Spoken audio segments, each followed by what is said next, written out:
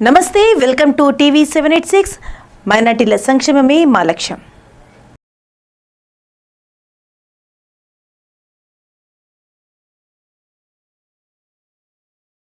ఆంధ్రప్రదేశ్ రాష్ట్ర ముఖ్యమంత్రి వర్యులు గౌరవశ్రీ నారా చంద్రబాబు నాయుడు గారి ఆదేశాల మేరకు గుంటూరు తూర్పు నియోజకవర్గ శాసనసభ్యులు మహమ్మద్ నసీర్ గారి సూచనల మేరకు 12 మరియు 7 డివిజన్లలో పెన్షన్ పంపిణీ కార్యక్రమం చేసిన ఆంధ్రప్రదేశ్ హజ్ కమిటీ చైర్మన్ హసన్ భాషా గారు.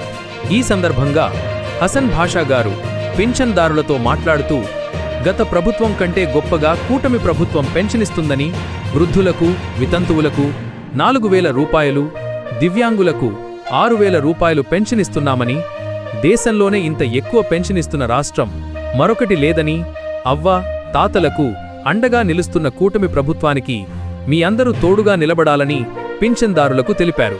ఈ కార్యక్రమంలో 12వ డివిజన్ కార్పొరేటర్ ఖాజా మొహిద్దీన్ చిస్తీ, 39 నుంచి 45 సచివాలయాల కార్యదర్శులు, పింఛన్దారులు పాల్గొన్నారు.